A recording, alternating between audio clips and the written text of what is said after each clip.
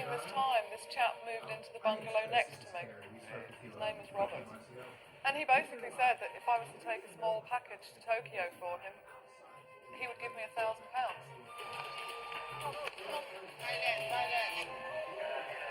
The whole time sitting on that train, my heart was just pounding. And I just felt as though everybody on that carriage knew what we were doing. I kept thinking, get off the train. But it was too late to get off the train. If I'm honest, I knew I was going to be arrested and I just knew it was all going to go wrong. And I could have got rid of the drugs. I should have done. When we walked into the airport, two men ran up behind me and they just grabbed my bag and dragged me to the customs room. Robert, tell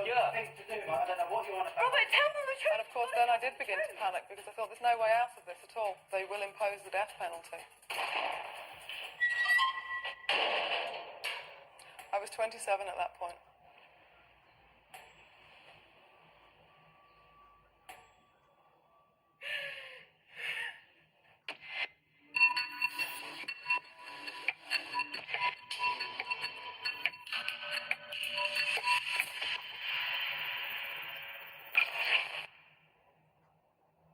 Well, I left for Thailand because I could leave for Thailand, and I went with a friend of a friend who was already going. He'd already got his trip planned, and I went along with him. Less than a week after talking about it, I was on a plane going. I thought I was going to be away for 3 months. I thought I was going to have the absolute holiday of a lifetime, and I was going to see tigers and elephants and jungles and rainforest and all that wonderful stuff.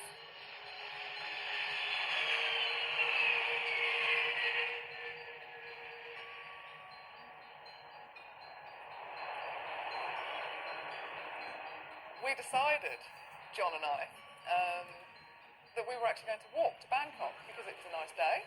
It was about 5 o'clock in the evening, so the sun's not going to go down for hours because, of course, the sun doesn't go down for hours in the middle of the British summer. Wow. So we started to walk to Bangkok along an 8-lane highway, past loads and loads of bus stops full of people and children coming home from school and things.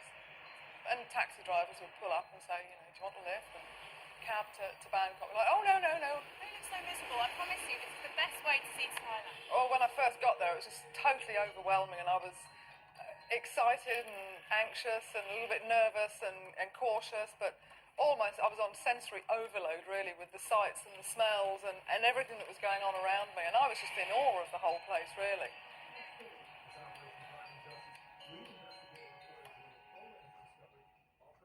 And I just felt like I was living an adventure. It was great, and I just loved it from the very beginning. I really did.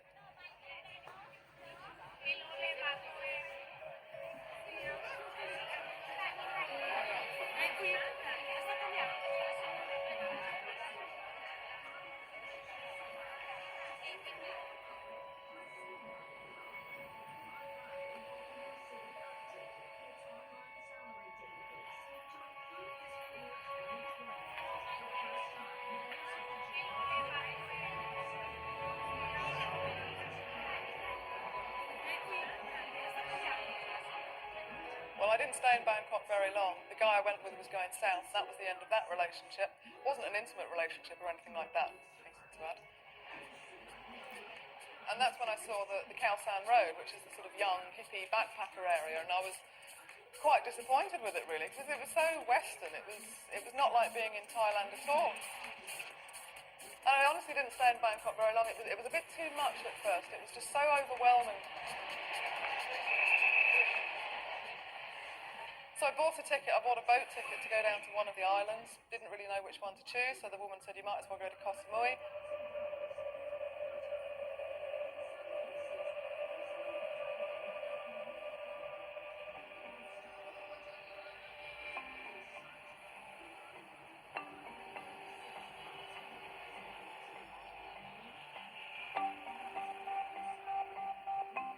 You know, when that boat docked in the harbour the next day, I honestly had to start pinching myself because I thought I have died and gone to heaven. I have landed in absolute paradise on earth. Check this out.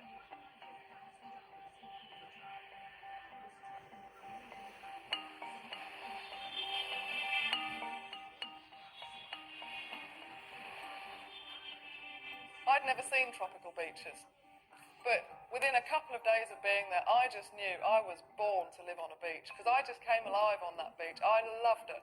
The white sands and the turquoise waters, and I was into the water sports and the volleyball on the beach, and I just loved it. And you know, for another 5 weeks I stayed down there and my life just drifted on by as I became the stereotypical beach bum.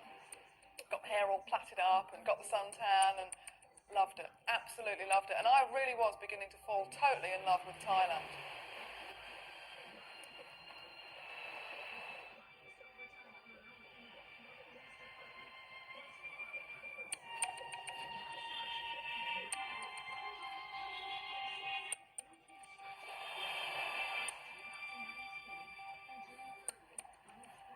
As I was laying in my little bamboo bungalow this one night, the person in the bungalow next to me was playing some sort of tinkly music, and as soon as I heard that music, I realised I haven't had enough. I have not had enough of this incredible country.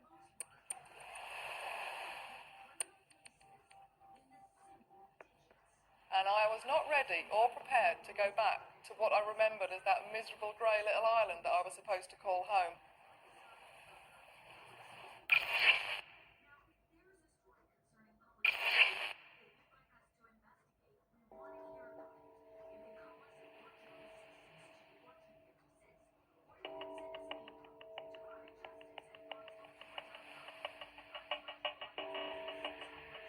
I went straight back to the city, and I got work, and I got an apartment, and I got a social life, got a boyfriend. Loved it. I loved Bangkok.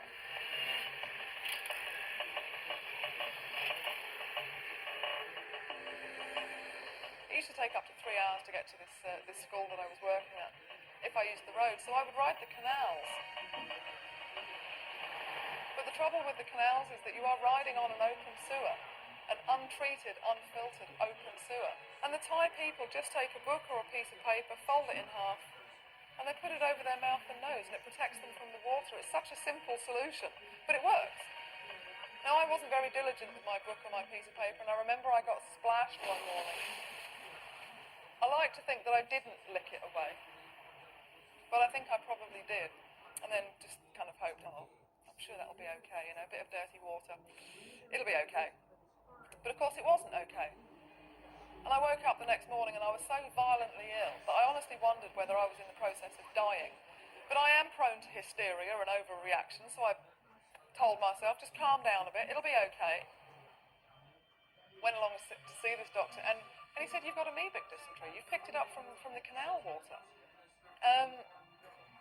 I was just absolutely horrified at the idea of having parasites in me.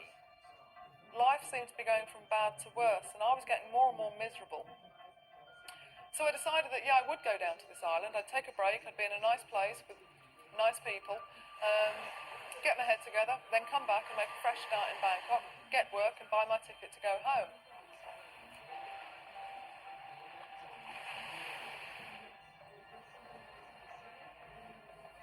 Shortly after going down to this island, I woke up one morning and I was really quite ill. And I was ill with a headache and a fever and really just not feeling 100% at all. And of course I'd caught dengue fever. It's a bit like malaria. The biggest difference between dengue fever and malaria is that they can't treat dengue fever. The headaches were so intense that I used to sit in the shade wearing a baseball hat and a pair of sunglasses. And I would still feel as though my head was going to explode. I just wanted to come home. I didn't have any money. I mean, I had enough to survive on, but I was literally counting the pennies. So I'm down on this island, and paradise had actually turned into hell on earth. I felt so alone. I had no connection with any of the foreigners who were there, who were all there on holiday enjoying the beach. I wasn't on holiday, I wasn't enjoying the beach, and I just didn't want to be there.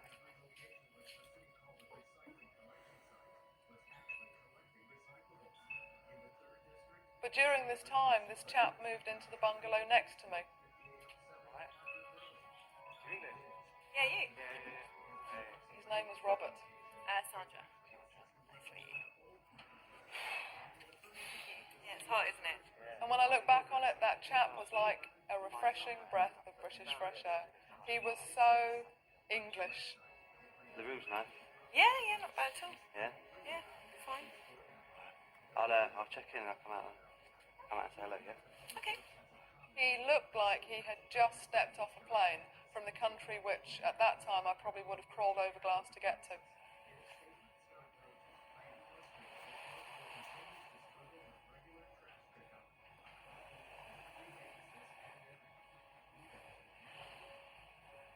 We didn't spend a lot of time with each other, we didn't get to know each other, but it was nice just to touch base with him and talk about the weather, because you do when you meet an English person, you talk about the weather. I can't say I clicked with him. I can't say I actually connected with him in any deep way. We didn't really have an awful lot to do with each other. He knew I'd been away from home for a long time because I didn't have the money at that time for a ticket home.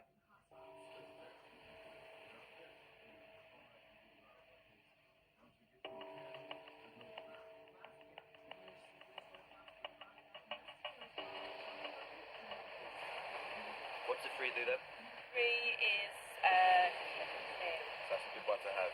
Yeah. So what do you do for a living then? Buy and sell gems. Yeah. He told me he travelled around Asia, he went to Japan, he went different places, he dealt in jewellery and gems and things like that, which isn't uncommon because lots of people were involved in the import-export business. Now I had no idea that he was going to be the person who changed the rest of my life. I mean, I can't say I liked him. I don't think I disliked him, but he wasn't my sort of person. I certainly didn't fancy him or anything like that. We didn't have an intimate relationship. We just had this very fleeting meeting for a couple of days because we were neighbours in a beautiful spot on a beautiful island. Now I would say I'm quite a good judge of character, but I think I'm a good judge of character because of where I've been and the sorts of people I've met. At that time, I was still very naive. I was certainly very gullible, but I was very naive and I was very immature. And I didn't see people for what they were. I saw people for what I thought they were.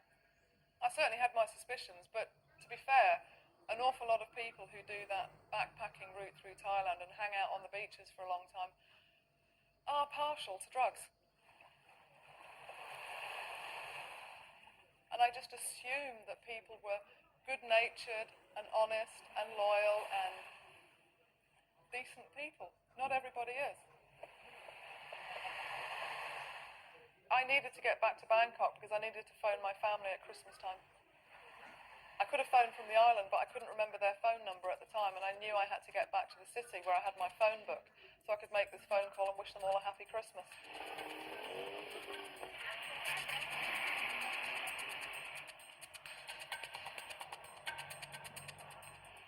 And I made it just in time, just before the 25th, and I phoned.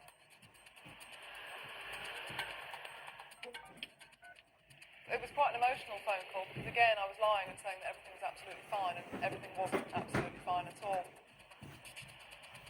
I'm not really a fan of Christmas, and I never thought it was that important, but that was the first Christmas at which I would have given just about anything to be sat there with my parents. A few days after Christmas, the dengue fever had started to pass. I was feeling a bit better. I was out shopping one day, or doing something in Bangkok, and I bumped into that guy from the island, Robert. Robert, hey, how you doing? Whether it was a coincidence or not, I don't know. Whether it was fate, some people talk about fate or your destiny, or I don't know. I can only surmise on that one, really. Yeah, really cool. Yeah. It certainly changed the course of my life, though. You've been, There's a really nice little place I know around there, actually. But you still trying to get back? You still sorting out money yet? No, I've had a bit of a nightmare. I've had bits and pieces of work. It's just kind of... He said he had an idea how I could raise enough money quite quickly to buy a ticket back to Heathrow. Would I like to listen to his idea? And I was hugely grateful. I thought, wow, if he's got a good idea and he's prepared to share it with me, then that's wonderful. Thanks very much. So, you've been all right? Yeah. I'm still not well. Still feeling a bit shit. I just want to get home, to be honest. It'd be good to bump into you, actually. And he basically said that if I was to take a small package to Tokyo for him, he would give me £1,000. So that's the thing I was saying to you back there. If you want, I can help you out a little bit. If you're looking for a bit of work, I can just get you to, if you just carry a package for me. Where? Yeah, just a package. And of course my mind started to tick over that, oh well, package, it sounds a bit dodgy, doesn't it? Package to Tokyo. It's up to you, like. But he'd told me he was a jewellery dealer, and I assumed that what he was talking about would be gems. But as I was pondering this gem smuggling and, oh, I don't know about this, it all sounds a bit dodgy, I saw the back of his left hand. Right, What have you done to your hand? I hit an artery instead of a vein the other day. Nice. Yeah. And that was the point at which I realised he seems to have a bit of a problem with drugs. What exactly is going to be in this package then? Just some heroin, just like for me and the group. What to do what with? To sell or? No, that's the thing, it's nothing like that. So that's why I wouldn't ask for otherwise. He was very matter-of-fact about it. He didn't try to persuade me. He didn't con me into doing it. He just asked me if I wanted to do this or not. To see us through for the 5 weeks, just so we Well, I'll have to think about it. Yeah, right, we'll think about it. Alright. I will. Yeah? Well, I was a bit surprised, and I didn't really know what to say, and I didn't say anything at all. I went home, and I thought only that, well, it's not my fault he's a heroin addict. It's not my problem, it's not my fault. I didn't force it on him. If I didn't do it, somebody else was going to do it.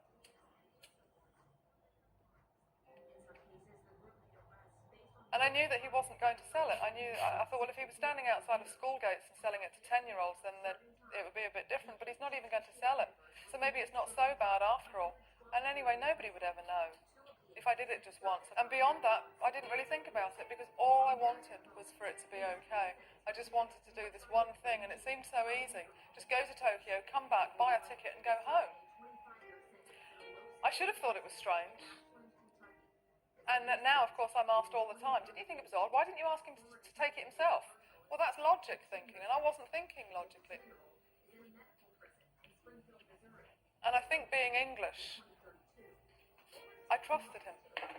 He was the same age as me, same nationality as me, and I just assumed I could trust him. And if I'd stopped and thought about it for long enough, I wouldn't have done it. And if I had have done, somebody would have said, go to the embassy. The embassy will help you. Phone home. There's ways out of this. There's people there to help if you're having a problem. And I could have asked for some money. But I didn't. And I didn't because, well, pride always comes before a fall. And I'd gone away on a holiday of a lifetime. And I thought that in asking for help, I would be admitting defeat. I didn't need £1,000. I needed about £500 for a one-way ticket to go home.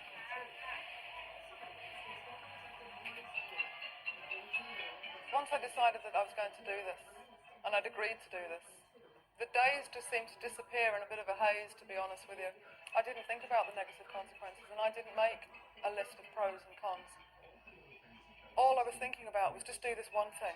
Just do this one thing, get it over with, come back, buy a ticket and go home. Well, the morning of the 5th of February, it's hard to describe how I was feeling because I wasn't really feeling anything. I was feeling very numb, as though I was living in a bit of a dream. And I didn't want to do this. But it was too late to back out. I'd agreed to do it. He'd already bought the plane ticket. It had already been organised, and it felt as though it was just too late to back out. I was going home. And I was even thinking, well, I need a coat when I get there. It's February, March time. It's going to be cold in London. My mind was at home. My heart was at home.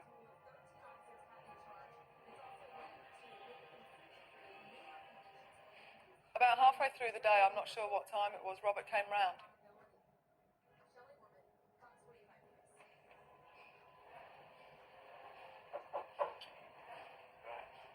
Yeah. How you doing? He put these 4 packages, quite small packages, down on the side. That's it, basically. They were wrapped in masking tape. He'd already wrapped them. Okay. Yeah. And I was not going to be putting these in my pocket. It's all well wrapped up and everything. And I didn't want him to be there. I didn't want to see him. I wanted him to go away as quickly as possible. I just wanted this to be over. I'll see you in a bit. See you later. See you later.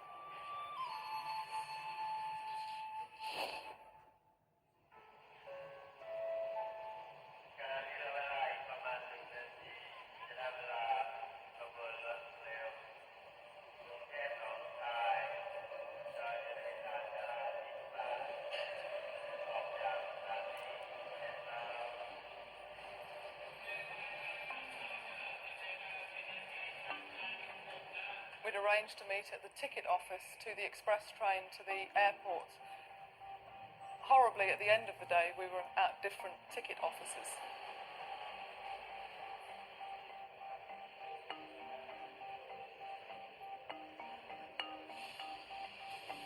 I spent what seemed like days and days sitting at the station waiting for Robert. It wasn't days, it was probably about an hour. And the time was ticking by. I kept looking at my watch and realising he's late, he's not here, where is he? And I had a sneaking feeling, somewhere in the back of my mind or the back of my heart, that this was all going wrong. Niye kaçmadın? Aklı bahsediyor. If I'm honest, I knew I was going to be arrested and I just knew it was all going to go wrong.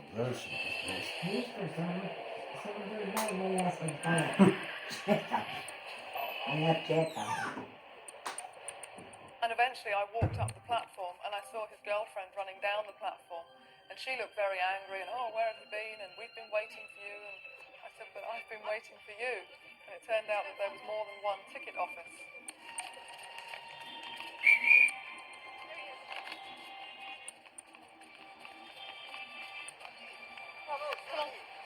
Thailand.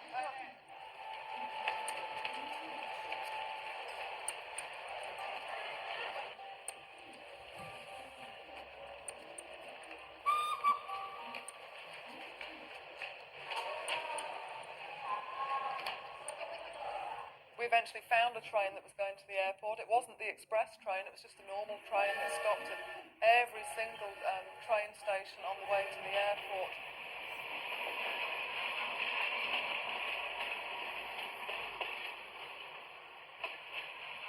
And the whole time sitting on that train, I was ill. I had this incredible pain in my side that I was sort of wedging under my rib cage into the back of this seat to make this pain go away.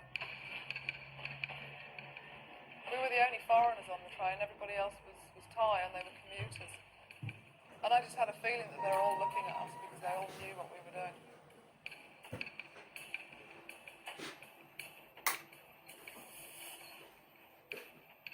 My heart was just pounding, I was sweating, I was ill, and I just wanted it over. And again, I kept thinking, get off the train and either go home or get in a taxi and go separate. And shortly after we'd got on that train, there was actually a citizen's arrest. เฮ้ยทำอะไรอ่ะอะไรแม่ดูกระเป๋าดิเฮ้ยดูกระเป๋าครับอะไรดูกระเป๋าดิไม่เอาผมออกมาเลยผมไม่รู้ผมไม่ได้เอาไปใครกระเป๋าผมไหนกระเป๋าผมเนี่ยของผมของผมนี่ไปเลยไป And when I realised that this was a citizen's arrest, it just seemed like a warning from the gods that Sandra, stop what you're doing, just get off the train. But it was too late to get off the train. I couldn't get off the train because Robert was there and it had all been organised, and I just felt like I couldn't get off, it was too late.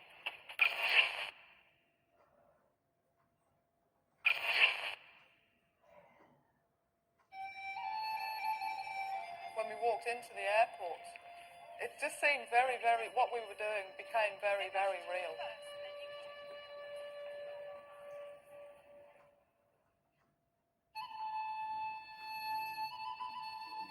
And Robert said, we're late, but we'll check in so they know we're here, and then we'll separate. I said, okay. So we found the check-in to the flight that we were on. There was nobody there because we were so late. Everybody who'd already booked onto that flight were already sitting on the plane. Robert went up and he handed in his passport and his ticket. 20 minutes to land. And these chaps in plain casual clothes appeared. Mr. Locke? Yeah. Oh, they looked really pleased to see him. Oh, Mr. Locke, good. Please come this way. We've been waiting for you. And I just assumed that they were holding the plane up for him because he'd booked a ticket and he was late. So they were going to escort him quickly onto the plane. And I thought, I've never heard of such a thing, somebody getting such VIP treatment. And he's not really a VIP, but how come he's getting the VIP treatment and not me? And they asked me whether I was with him. And they said, are you with Robert Locke? And I said, yes. And they said, oh, good, then you come this way as well then, please. I said, oh, thank you very much. And we all went trotting off together.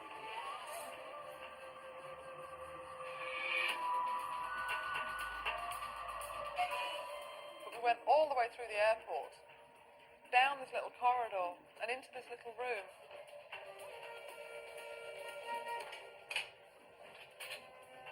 I didn't quite know why we were there. And then all hell seemed to break loose.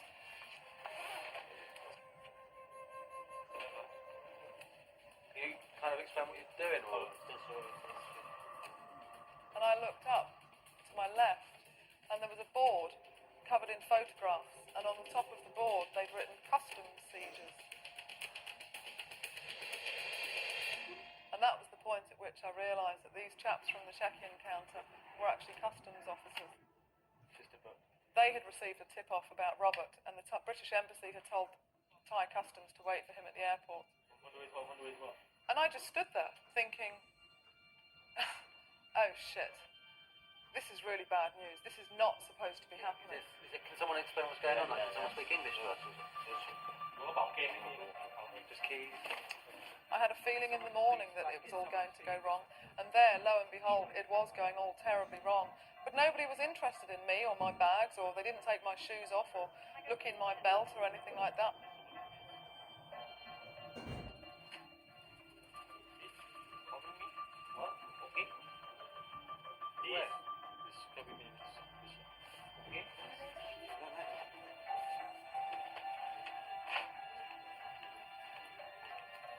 Robert was taken behind a screen, and he came back and he said to Ruth, I've just been x-rayed. And I thought, that's not a good sign. And then Ruth was taken behind the screen and she said, yeah, I've just been x-rayed. And I thought, looks like if they've done 2, they're going to do 3, even though they're not searching my bags. And then they didn't search my bags, they didn't search me. Like I say, nobody seemed to be very interested in me at all. And then just at the end, one of them said, okay, we need an x-ray from you as well. Take your bag off and come with me. And of course then I did begin to panic because I thought there's no way out of this at all.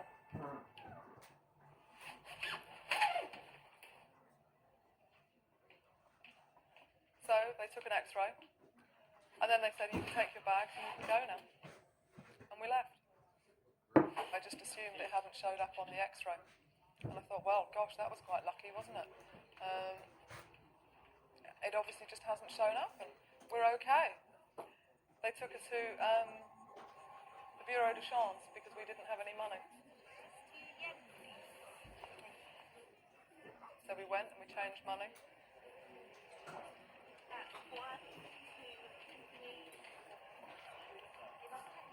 The woman who was holding the plane up on the walkie-talkie said to me, if you still need to go to the toilet, there's one just over there, and you can go now if you want.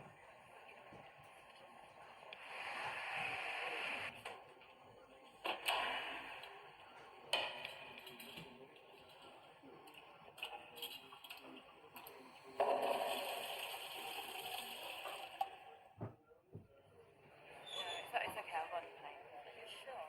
Yeah, that's fine. I didn't go to the toilet. I could have got rid of what I had. I could have got rid of the drugs. I should have done. I shouldn't have done it in the first place. Thanks very much. Bye. I thought Robert will be annoyed at me. He's bought the plane ticket. Then I'll owe him money for the plane ticket. So I was thinking, I'm just going to do this. So it'll be okay. So we changed our money and walked with this woman. And she's talking to the pilot, and she's telling the pilot, we're walking down such and such a runway, and we'll be there within 35 seconds. And just as we were walking down this, like a black ramp, towards the gate and the plane, two men ran up behind me and they just grabbed my bag, my shoulder bag, and dragged me back to the customs check. They had the X-ray up on the glass screen with the light behind it, and actually, it was as clear could be. Robert and Ruth were brought in behind me. Look, this is ridiculous. You've made me miss my plane. You've been checking our bags. You've not found anything. What's going on? And he was very, very angry. I turned to Robert and said, but Robert, look, they can see. And he just denied all knowledge of me. No, sorry, I don't even know who she is. I don't know who she is. I don't know who you are. What? You just, disassociate us from her completely. Yeah. Thing to do, right? I don't know what you want to Robert, tell them the truth. You've got to tell them the truth. I don't know who you are. We had never discussed what would happen or what we would do if we got caught. I just assumed, and I assumed too much, obviously, but I just assumed that A, we wouldn't get caught, and B, if we did get caught, that he would maybe be in it with me.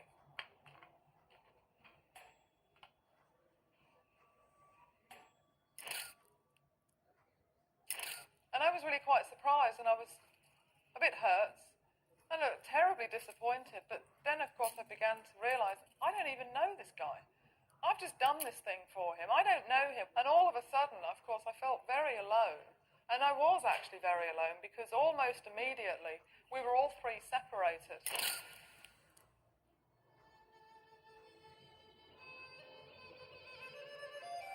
When they brought out a set of handcuffs to put on me, I just about lost it. It was too real. It was just too much. So we immediately did the cuffs and took them off, and I was like, oh, that's okay then. It was just a bit of a haze of panic and shock. There was one guy who was walking around the room in front of me, and he was holding his fingers up to his head like that, and he kept looking at me, and he kept laughing, and he kept saying, you heroin, you bad, in Thai, you die. And I didn't know if he was joking, I didn't know if he was winding me up, I thought that this can't happen to me. They can't shoot me for this. I mean, I'm British. They can't shoot me for what I've just done. But that's when I began to realise that, you know what, I am in a bit of a spot of bother here. It was incredibly embarrassing, walking all the way through the airport, out into this van, and taken off to, I didn't know where we were going. A police station, somewhere in Bangkok. It always takes a long time to get to where you're going in Bangkok because of the roads, and it's a big city. The traffic wasn't too bad, but it still took quite a long time. I fell asleep in the van. I always fall asleep when I've had a shock. I was dreaming about, I don't know, and I was woken up. And I turned to Robert when I woke up and I said, that was a dream, wasn't it? Tell me that was a dream. And he said, no, it bloody well wasn't a dream. Get out of the van.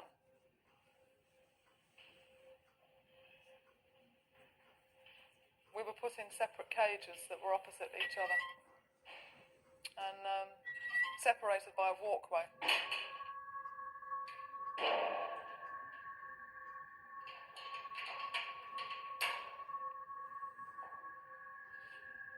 I don't know if I should call it a cell. It wasn't really a cell at all. It was like a cage, an old-fashioned gorilla cage that you'd see at London Zoo. But that's where we spent the next 6 days. I felt lots of things over those next few days. I felt just total shock and disbelief that this cannot possibly be happening. I wasn't supposed to be here, and now I am here. I won't be here for very long, because they'll realise that I've just been stupid and I didn't mean it and I've never done it before, and they'll let me go, because they just will. And then at other times I realise that this is a really bad situation and it doesn't look like I'm going anywhere at all, and the guy with his fingers up to his head in the airport telling me basically that they will impose the death penalty. And he was right, actually, they do impose the death penalty in Thailand.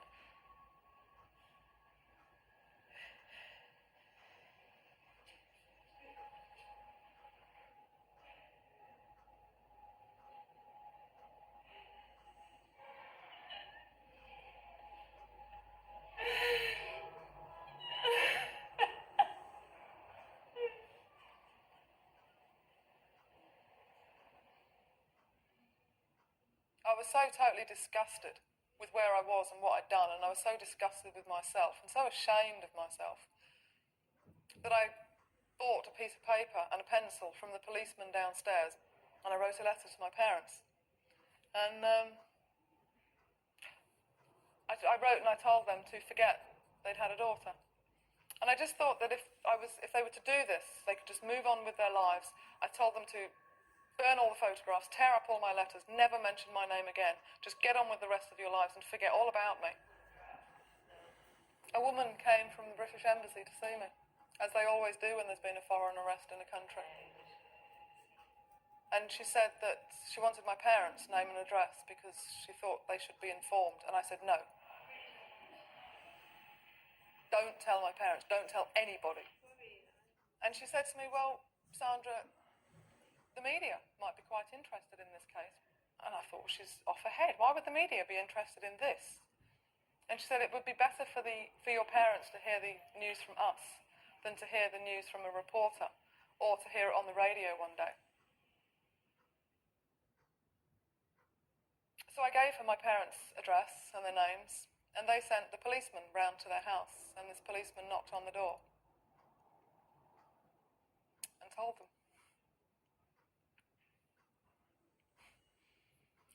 And I assume he told them to sit down, because he had some bad news.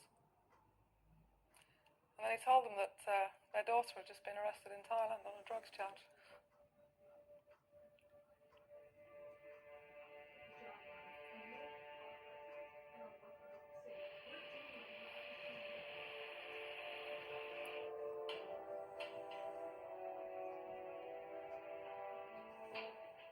As soon as we left the police station, a camera was straight in my face, and all these people were saying, Sandra, Sandra, Sandra, you know, what are you thinking, what's going on, blah, blah, blah. All these questions in this camera, and down the side of this camera, I could see ITN. What's it like in the cell, Sandra? Obviously, I knew that this was the ITN news. My grandfather watches ITN news. And as I walked out of the police station, I thought, this is going to kill him. He's going to get up in the morning, he's going to turn his television on, and he's going to see me being taken to court, and this is going to kill him. I don't know why they were interested in this case. There are men who are arrested not quite regularly, but there are men who have been arrested before and since me, and they haven't been followed by the press.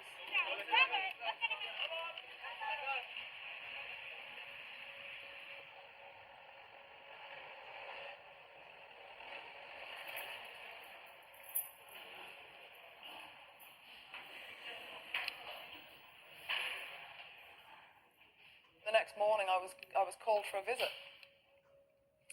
And somebody said to me, oh, your parents are in the embassy room. And when I went out, it was very emotional. And they just looked so old, they paled, and they just looked so small. And they just looked so out of place there. And they came and they sat down. And there was chicken wire, so you couldn't pass anything through. And my parents stuck their fingers through the chicken wire.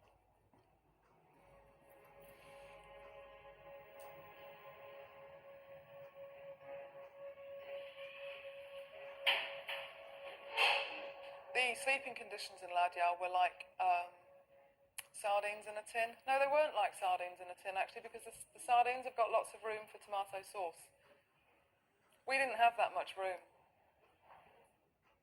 The time passes because the time in front of you is so vast that you can't count it. But the time behind you starts to get bigger and bigger and bigger. People used to write to me and say, oh, as long as you've got hope, you'll be okay. And you know what? That's rubbish. That is so rubbish. Hope is absolutely no good whatsoever when it turns out to be false hope. We went out to court once a month for 3 years. The trial took quite a long time.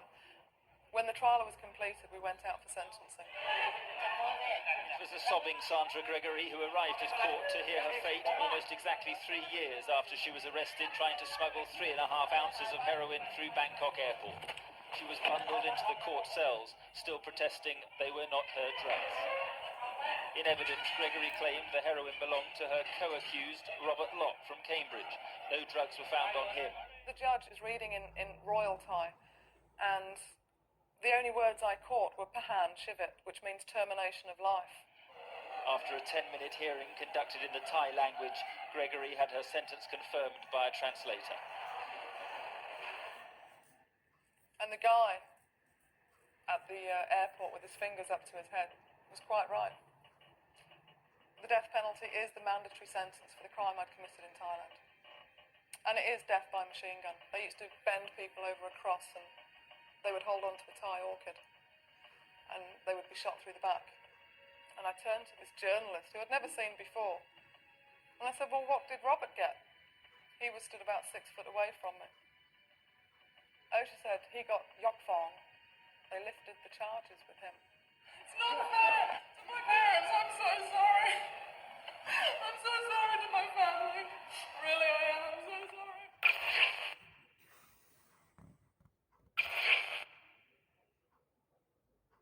After a 10-minute hearing conducted in the Thai language, Gregory had her sentence confirmed by a translator.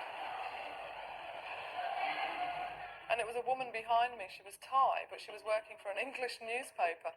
She said, no, no, no, no. He's reduced it to life. And then he reduced it to 25 years for you. Sandra Gregory is about to leave this holding cell for what could be a long period in a Thai jail. Her only hope, an appeal or intervention by the British Prime Minister John Major, and that's thought unlikely. It's not fair. Why are they doing this to me? As she was driven away to prison, her last thoughts were of her family. 22 more years. I'm going to be an old woman before I see them. And I told the truth. I never lied in this whole case. I never lied. But he lied and he goes home. Is that fair? For what? Mark Austin, ITN, Bangkok. The death penalty wasn't the worst case scenario. Death is death, you die. Life lingers with a life sentence. And you linger in a state of false hope, denial, and just delusions, really. Nobody actually copes, I don't think, with a life sentence. You cope with today, tomorrow, next week, the next appeal.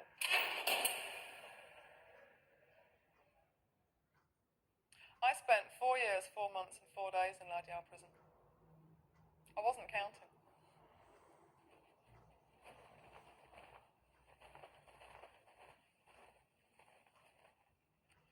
As the flight from Bangkok arrived at Heathrow, the handcuffs for Sandra Gregory were taken on board.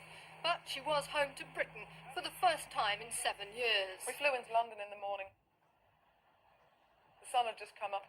I remember feeling absolutely freezing cold. I was driven through London in the back of a van. And London looked so clean and it looked so orderly. And there were children going off, waiting at bus stops in their school uniforms, going off to school and people going to work. This is what I remember. This is home. I finally come home.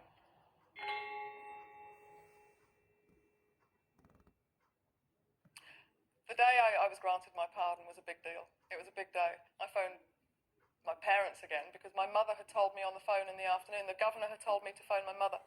And I phoned her and I said, just tell me what you told me this afternoon once again. And she told me again, very slowly, the King of Thailand has granted you a royal pardon.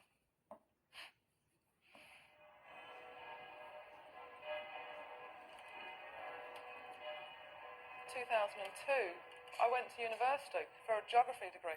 So I've spent the last 3 years at university, and that was my whole entire focus. Tomorrow is my graduation ceremony. It's all pomp and tradition and ceremony for ceremony's purpose, and I wouldn't really go. But my parents are calling it a proud day, so I'm going for that. Today's been a good day.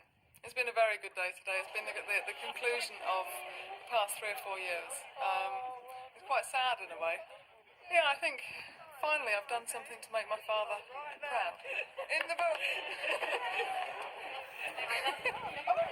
So he didn't forget that he had a daughter. He's actually quite proud of her, which is nice. I know I'm a bit old to be caring what my father thinks, but I do still care what he thinks. because he's a good guy and it's nice to see him happy. And I'm happy with me as well. Well, for many years, I'm afraid, she was a pain in the neck. I never dreamed we'd have a day like today, but we couldn't have anticipated a day like today. It was just beyond belief. I mean, our thoughts were so crammed with the problems and destroying the King of Thailand to be done. That was our focus. Rather nice crowning moment. It is. It's just wonderful. People have often asked me, do you really regret this, Sandra? You did what you did. You went to prison and you're famous now. The media want to interview you and you've written a book and, gosh, it's such a big part of your life. Do you really regret it? So do you know what? I regret it more now than I've ever regretted it before.